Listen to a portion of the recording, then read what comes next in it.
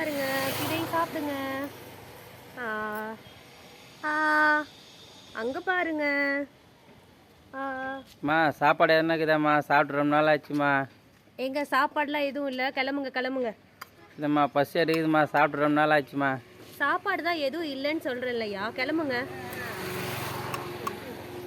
எவ்வளோ நேரம் சொல்லிகிட்டே இருக்கேன், அப்படியே நின்றுட்டே இருக்கீங்க. குழந்தை சாப்பிட்றது இப்படி பார்த்துட்டே இருப்பீங்களா உங்களை? அம்மா அம்மா இங்கே வாங்கலே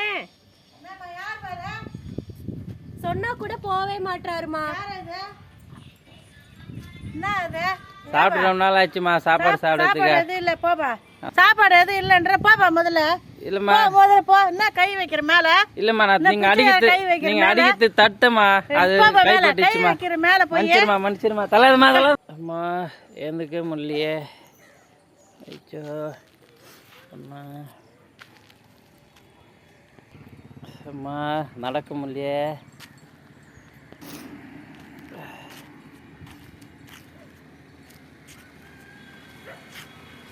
அம்மா நடக்க முடியலையே. அம்மா நடக்க முடியலையே.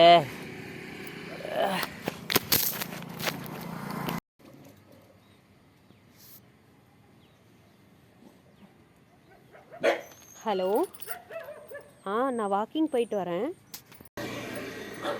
ஹலோ, என்னங்க, அப்படியே நீங்கள் சாப்பாட்டுக்கு அரிசி மட்டும் வாங்கிட்டு வந்துடுறீங்களா? சரிங்க.